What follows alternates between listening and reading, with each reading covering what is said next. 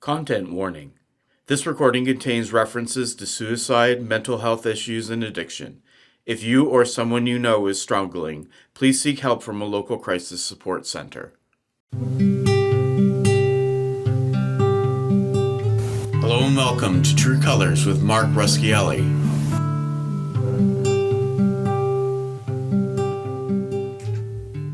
Hi, and welcome to True Colors podcast. Today I have the honor of interviewing Richelle Masse, who is the founder of Rhythm Resilience. She's a breathwork facilitator and integration coach, guiding nervous system healing, interconnection, and vitality. She is a Reiki master and a mom. Welcome, Richelle. Thanks, Mark. Thanks for having me. Absolutely. I'm just going to ask you to start off by telling us, kind of fill in those, what I just explained. Maybe you can tell us about who you are and why you're doing what you're doing.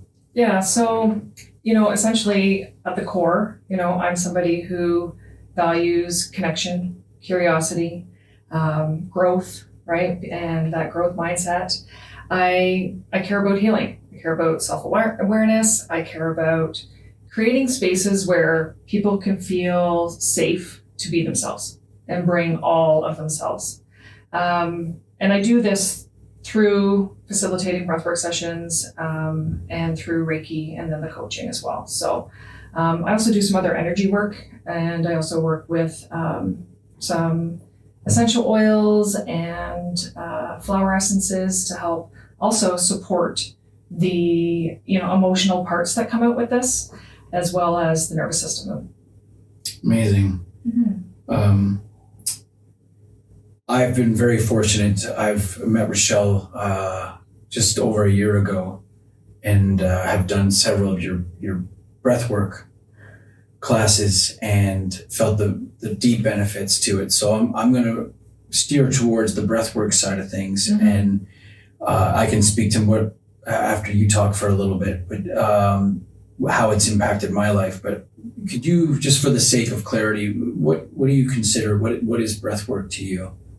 Yeah, so breathwork, it's kind of like an umbrella term, right? So there's a ton of different kinds of breathwork out there, but essentially at the end of the day, it's really like a range of breathing techniques, Mm-hmm. various rates and rhythms and stuff like that, and practices that it just involves conscious breathing, conscious connected breathing, and that control of your breath, right? And so depending on what kinds of things you're trying to access within yourselves or what you're trying to do,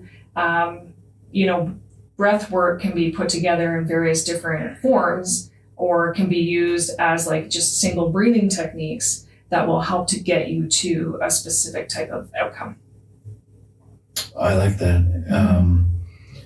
And so as far as typical, I don't want to use a certain adjective, but some of the benefits, would you say, for people who have never done breath work? Oh, there's so many.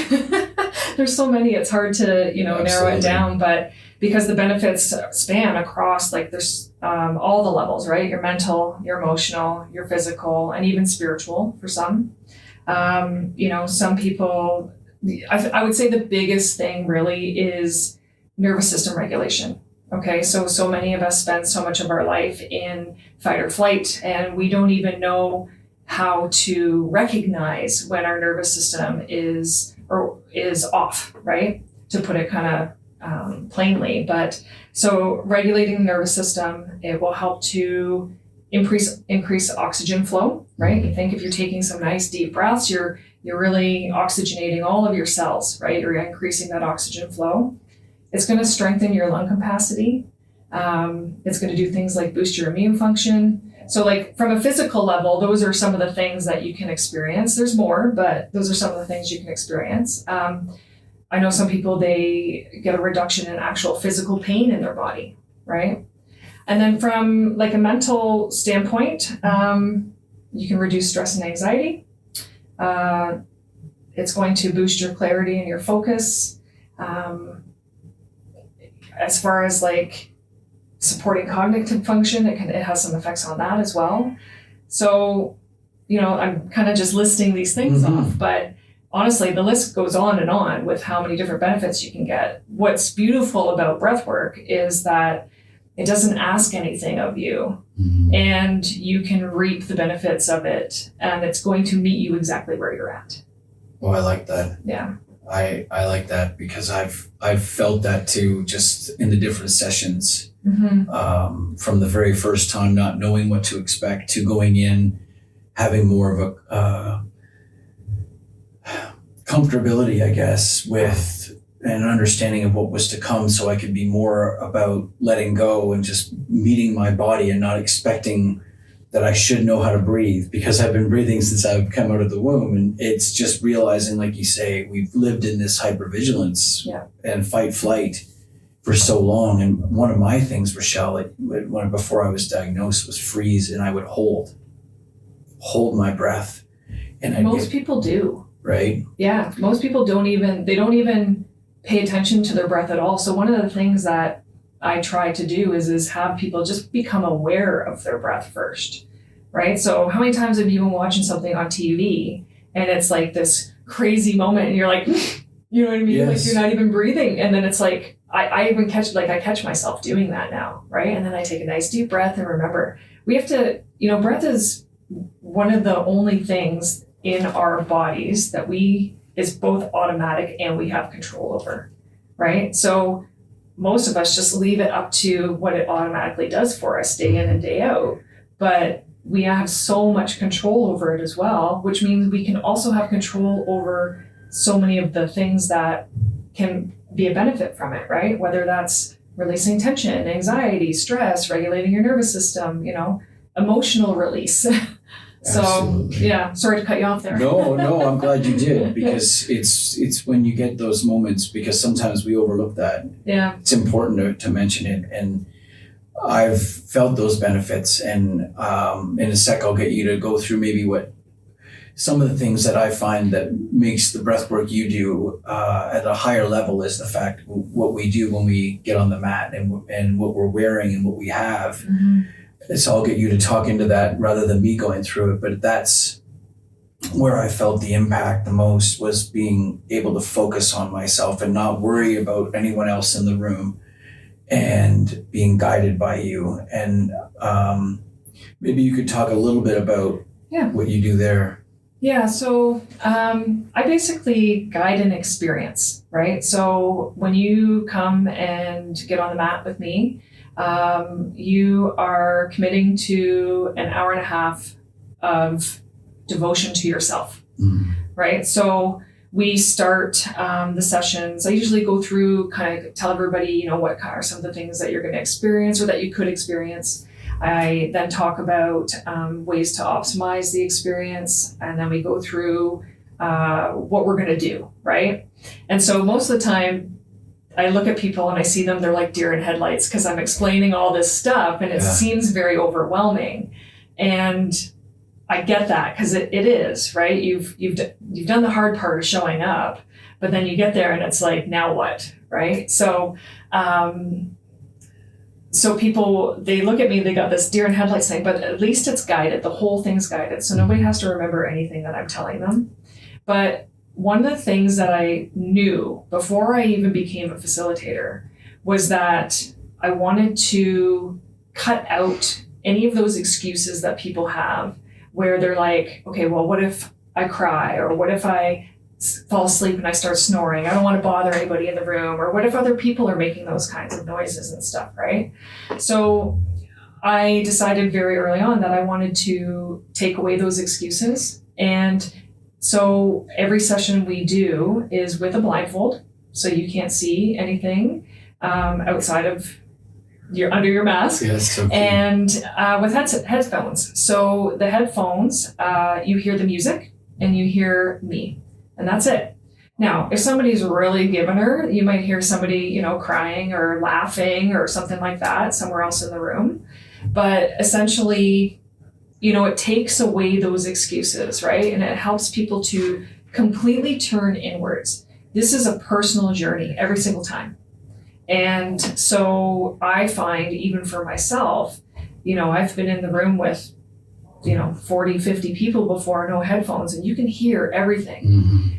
And me personally, I'm okay with that. You know, I'm okay with hearing other people breathe. Sometimes if I'm not breathing, you know, deep enough, it encourages me, but not everybody's like that. And so I personally have found that facilitating the sessions with the headphones has been a complete game changer for people. It allows them to go so deep because they're not worried about all those external distractions. Well, and I will speak on mine too, where a few brain injuries, a few concussions have made my susceptibility to others even just that more sensitive. And so the headphones completely allowed me not only to hear the voice, but also to take in just focus. Yeah. And there are times where I get lost a little bit, but that's kind of the point. But not being distracted was the big key. And then the music you use is so awesome, the way it goes with the breath and where you want people to be. So even if we don't realize, you've kind of geared it towards the beats with the breathing and syncing that up. And I think if I can speak for a second, when you give people permission to just be where they're at, you continually remind them. And I think that's such a key, because if we get 10 minutes in and we're like, I'm not going to catch up. Yeah. That's not the goal, is to catch up, is to be where you're at and just keep your own pace. And I think that's so important, because as someone who's never done breath work, could be feeling I'm overwhelmed. And when we realize how poorly our systems have been taken care of, and now we're actually giving it self-care of 90 minutes of focusing on the breath, that's when I became aware of, well, not only did I feel the benefits of it, but I realized, okay, it's my opportunity now to change the way I think about breath. And it's medicine the way I see it, right? And it's within us. It's within everybody, right? If you're breathing, you're still able to heal, from my perspective. Yeah, right. I agree. I just want to make a point on the music and stuff as well, because it is very intentional. So when we are breathing in this type of way, we will go into, say, like altered states of consciousness sometimes, or we will be tapping into our subconscious. And so from a facilitator standpoint, every single song I choose, if there's words in it, if there's specific sounds in it, it's all very intentional to help with that kind of subliminal, I guess, messaging, because when you're in that, you're very suggestive when you're in that altered state of consciousness, or when you're in your subconscious, or because you're kind of going through the different brain waves, right? And so I would never, ever, ever want to influence anybody in any kind of way that would be negative or not good for them, not for their highest good. So I'm very, very, I spend hours and hours and hours listening to music, picking the right beats, the right rates and rhythms, and, you know, curating a whole experience for people depending on what they need. So, and, you know, I'm trained by, I got a certification from Elemental Rhythm. And, you know, honestly, Elemental Rhythm, or, you know, 9D or Soma Breath, or whatever it is, right? You have all these different kinds of practices that use this kind of rhythmic breathing, this music, this intentional pacing. They're all just a framework, right? And so what I love about the Elemental Rhythm is I get to create within that framework, right? So if I am doing, say, like a PTSD group, there would be specific prompts and music that I would use, versus when I'm doing a session for the folks at the cancer center, right? Or somebody who's in a yoga retreat. Wow. So all of the things that go into it can be completely customized depending on who your audience is.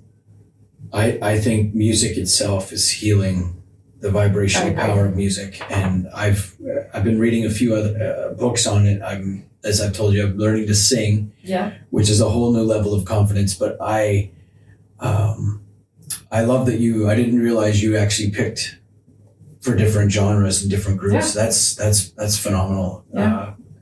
I have listened to the music, and some of it I recognize, some I didn't, but and even the voice, when you put in Alan Watts or any kind of influential people where people can internalize and can kind of sit with that. It's very powerful in that state, like you said, when you're at approaching or at your highest level and you're taking in these messages. It is quite powerful. Mm-hmm. Can you just reiterate how did you get started in breath? Yeah, that's a great question. I came out of the womb, took my breath. No. Well, this is true. No, I would say it was actually before 2019. And I used to be on anxiety medication. I was on anxiety medication for maybe 4 years, and I knew I wanted it to be something that was temporary. I didn't want it to be something that I had to take for the rest of my life. And so I knew that if that was the case, I was going to have to do something else. I was going to have to bring some tools on board and things that could help me support what I wanted. And so I'll be honest, the first time I did breath work, I looked up a video online because I'd been hearing some things about it. And I looked up a video online and I started to do it. And all of a sudden I was like, oh my gosh, I'm dizzy and I feel my lips are tingling and this can't be good for me. And so I aborted the mission. And I thought breathwork is dangerous because nobody told me anything else. And I thought, I'm going to pass out here. And honestly, that's why I spend time at the beginning of a session to say to people, hey, you might feel this, you might feel that, and none of this is dangerous. It's just your body's way of, reacting to what's the changes that are occurring, right?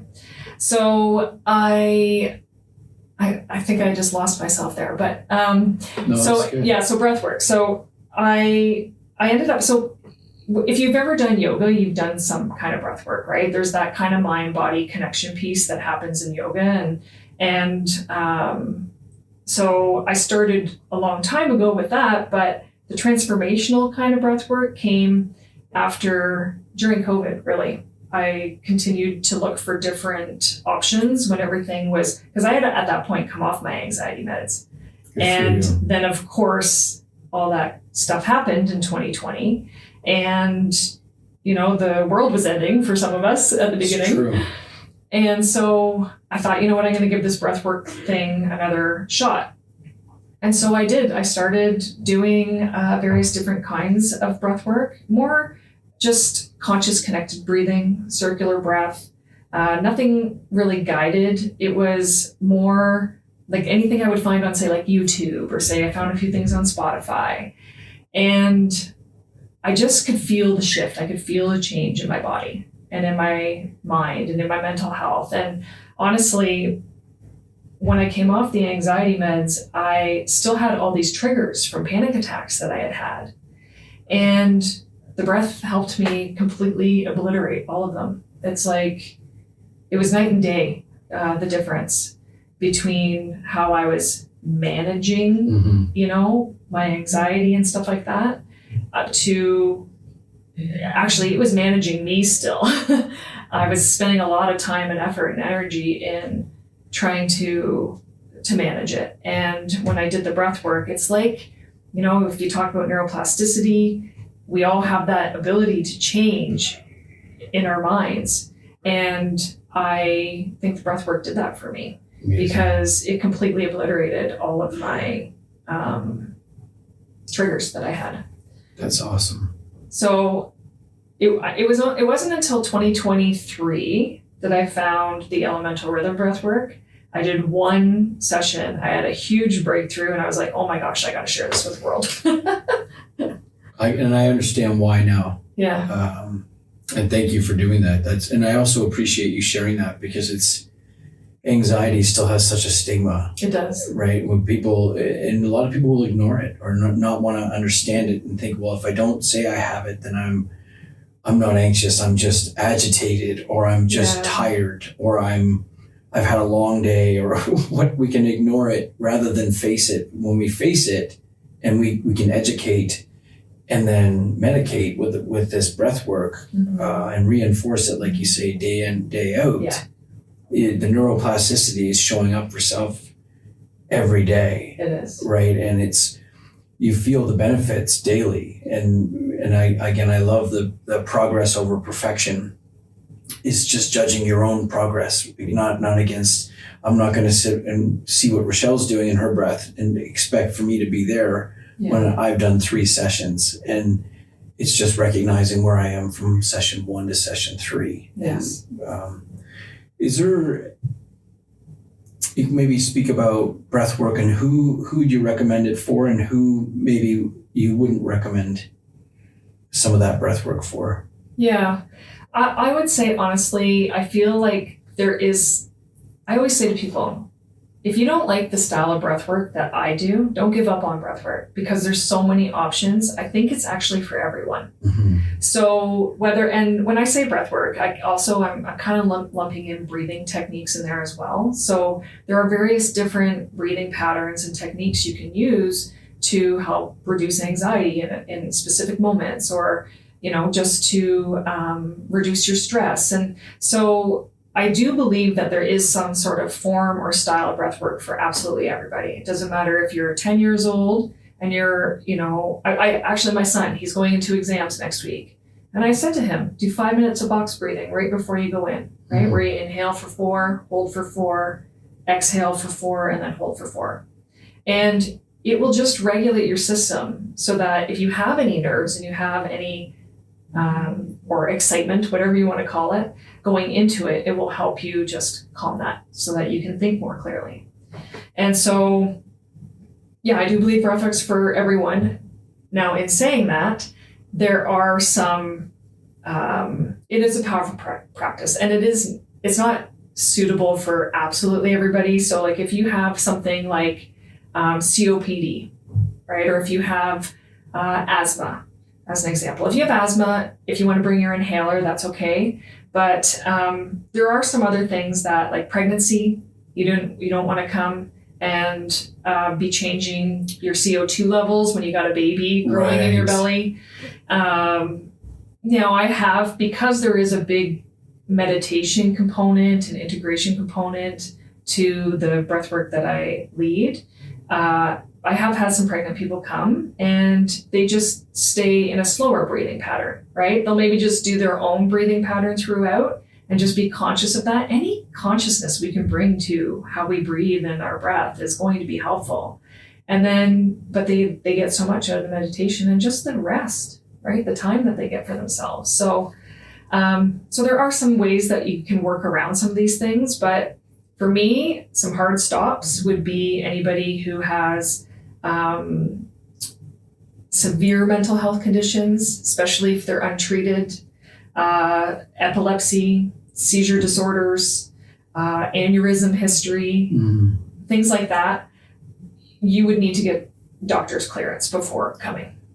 That makes sense. Yeah. And I, as someone who's diagnosed as PTSD, I can speak from the classes you've done for our therapy group and how powerful it is, because we're all at we've all climbed different mountains to get to where we're at, right? So we're all going to experience it differently. But I think some of the feedback that you get, and then we kind of sit afterwards, and I enjoy that really the high energy in the room and kind of that glow that finishes kind of a group conscience after 90 minutes. And I think the feedback is quite impactful and sometimes you can just see on their faces. And and for myself personally, that's why I continue to try and challenge myself. And then I also use skills, like you say, box breathing was one of the very first ones I was taught. The 4-7-8, the nostril breathing you talked about before.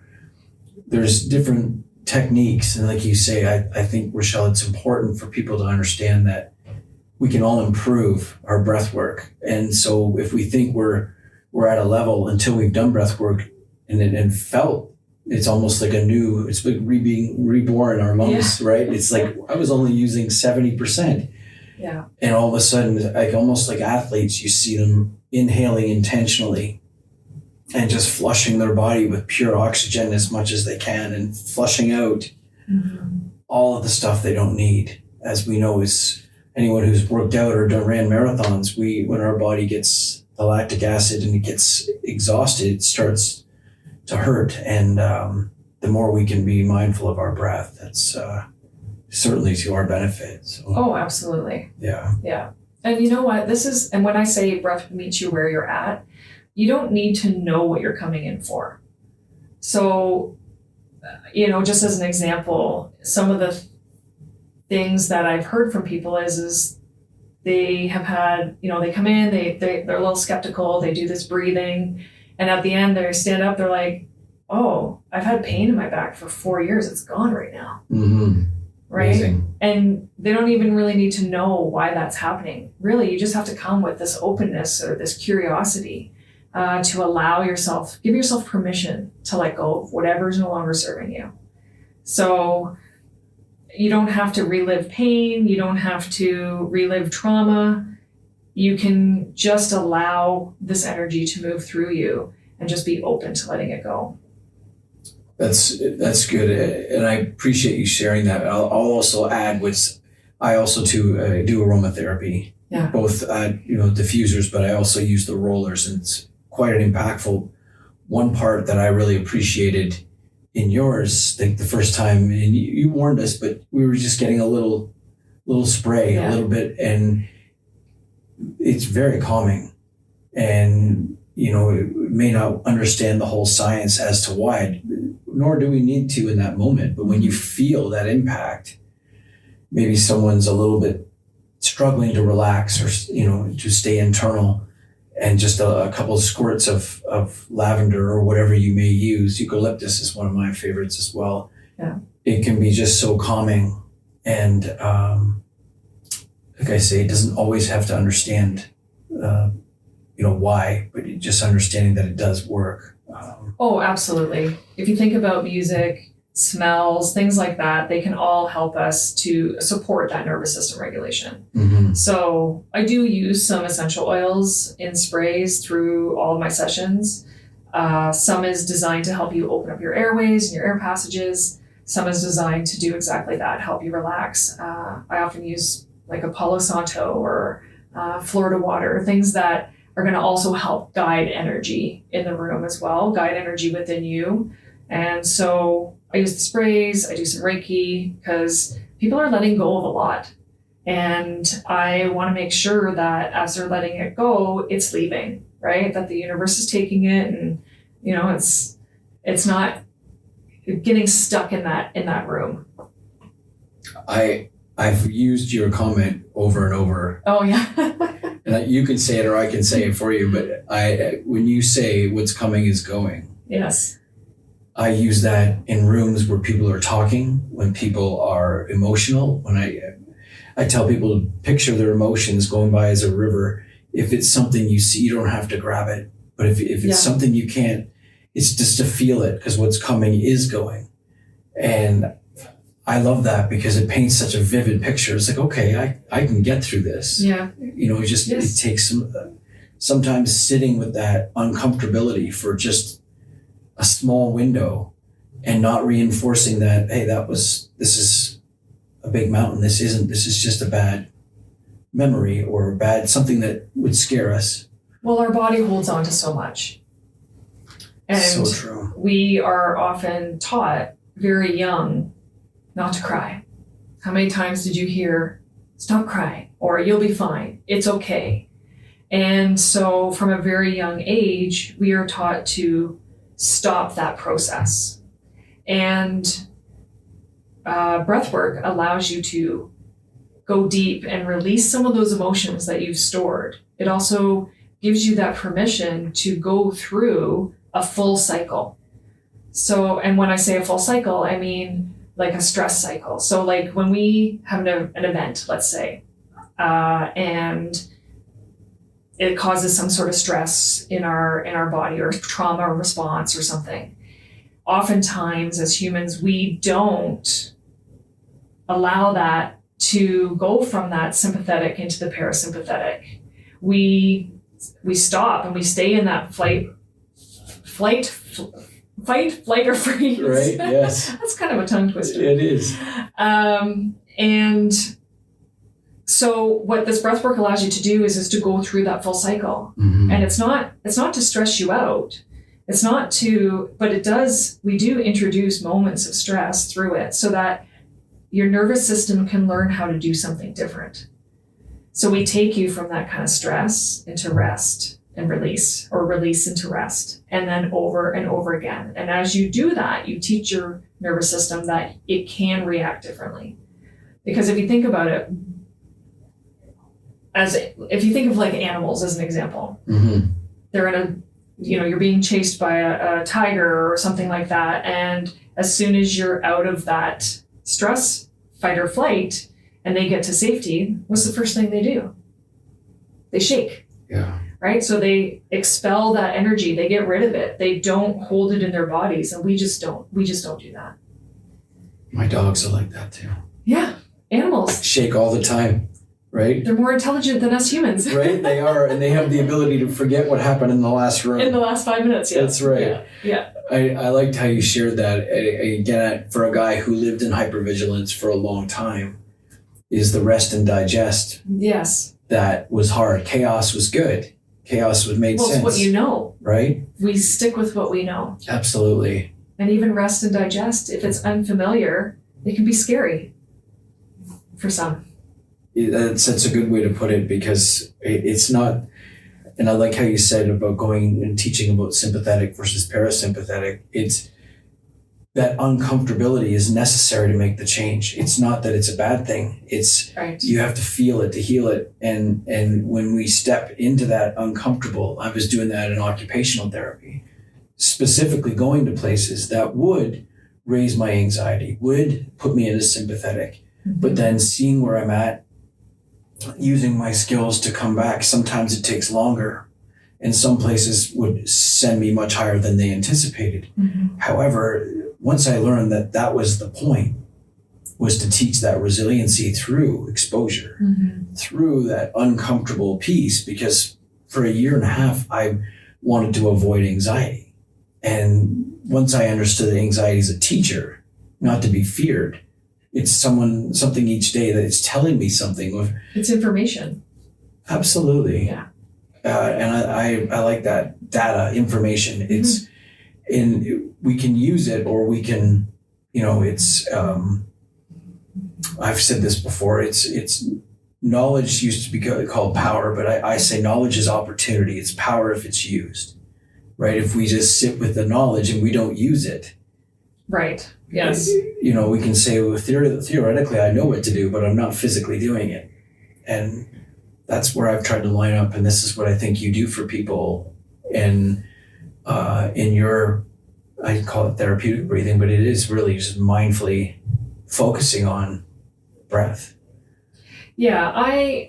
My goal for every session is to create a safe space where people can come to tap into their own innate body wisdom and feel safe doing it, right? A place where they can feel, where they can release, where they can come as they are and feel safe doing it. And that is literally my whole goal for every session. Create that safe space. And so far it's working. Yeah. Really. I like to try and curate an experience, but I don't have control over the outcome. That's the one, and that is one of the other things I think is a good point to make is that every person who enters the room is in complete control of their experience. So I may guide you, and how deep you go is up to you. So if it is something that you feel a little afraid of, then just, maybe don't go so hard your first time, right? And just try and honestly, it's one of those things you just have to try it to understand it and to feel it and believe it. But I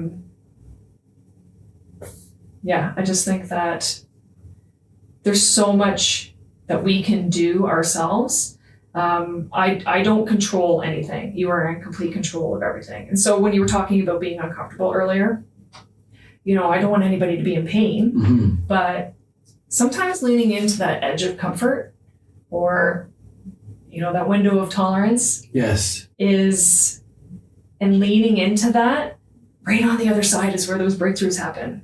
I 100% agree. Yeah. And it's trusting and feeling, and that's well said. Yeah. Where would you like to see breath work in 5 to 10 years? I would like to see it everywhere. I would like to see it normalized, just like therapy or exercise. Not something that people turn to in crisis, but a daily practice that they get into, even if it's just breath awareness. Like a daily nervous system hygiene practice. We all brush our teeth, we all comb our hair, we all work out. We do all these kinds of things to help our bodies and to help us live our fullest life. I would like breath work to be part of that as well. I would like to see it in schools. I would love, I think, amazing.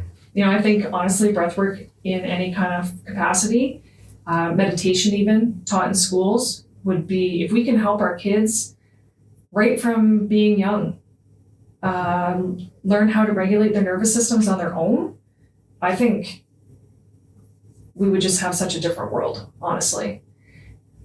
I would also like to see it in like corporate wellness, or other things in workplaces, and even just out in community. That's so, I agree. And I think we would both agree we'd go back to our a younger self and teach it at such a younger age if we could. Yeah. But being and advocating for change for others, like you say, if you include your son, like it is medicine. It is. And you continue to repeat and you feel it. You feel even the benefits of the box breathe and just your whole system calming down. I know there's a few videos on YouTube that will show the pulse lowering down and how impactful that is, because in a matter of a minute you can drop it 20 beats. Yes. When you can see it. And if we felt it as well, but just for people to be proactive in this world, I think, we teach a lot of, in fire, we teach a lot of reactionary. We're running out of breath, how to skip breathe, how to conserve air. But I think right from the get-go, if we teach how to properly breathe, not to get stressed, which we have a stressful career, but how to, like an athlete at a high-end level needs to focus. Well, the ones that are really good with the breath have the higher focus. At that highest level of exertion, they have the control, right? Yeah. And I think that's, I would like a lot of first responders to be treated like athletes, to self-care like athletes, to rest and digest, to use sauna, to use, healing modalities. And breath work is, for the most part, free and able any day you want to. Oh, we can access it anytime. Right? Anytime. It's so good. Yeah. I've talked to you before, and I think if you're okay with it, we'll do a second sit down and talk more about, and we can show some B-roll of actually what you do, because I think that's important. But I think today was a really good session to kind of teach the basics and any of the fears or the misconceptions is probably a better word for people, like when they're interested in it. What would you, just a last question for you, what would you recommend for someone who's a beginner, or they think I'm too broken? They're kind of stuck in that place where they think, well, no, I've tried everything. I would say, just because you feel broken doesn't mean you are broken. That's first and foremost. That's good. If you feel that way, it's usually because your nervous system learned how to survive something overwhelming. And so nothing about that's wrong. It was doing its job at the time. And that's actually pretty intelligent if you think about it. But healing isn't really about fixing yourself per se. And so I think with like safety, with patience, with guidance, like that right support, and your nervous system can actually learn how to do something new and how to do something different. It can learn new patterns. And so, like I said, if you're breathing, healing is still possible. So, and anybody who's a beginner, if, there's lots of different options that you can pick up on YouTube if you're too afraid to come and do a session. But I do a lot of different sessions. My classes are for anybody. You can have breathed with me 30 times, or you can be coming your first time. Every single session I do is meant for everyone. So everyone is welcome. So whether that's a group session, or I also do one-on-one private sessions for people if they feel like they just need a little extra care. And I can tailor those one-on-one sessions to that specific individual. And then I also do some virtual sessions as well. So some people, they don't want to be in that big group. They want to be in the comfort of their own home. Mm-hmm. They don't necessarily feel comfortable being in, they're not really looking for that community aspect that we get from group work. And so I try to make it accessible for anybody and break down whatever barriers I can, or what I mentioned earlier is excuses that people have for not wanting to do something. I've had a few. Yeah, for sure. We all do. And that's okay. Like I said, I try and offer different things so that people can do what feels best and comfortable for them. That's so good. That's so well put. I will ask you in a second for one word for your focus for 2026. But before I do, I just want to thank you for sharing not only today some vulnerable pieces of your journey, and because I think it's important, and it's that connectivity when the vulnerability connects us at such a deep level, but it also creates an awareness and a passion for what you do. And not only have you benefited from breath, that you want to help pay it forward. I do. Right. And that's such a beautiful gift for people. And, the small things make the biggest difference. The way we're greeted, the way you have your mom sessions helping you, the way you were willing to do it in your living room. I've done one session, right? It's just those intimate things that aren't overlooked. It's like, she didn't have a space tonight, so we did it here. But it's something that it's felt by everyone that's impacted or able to actually be in the room.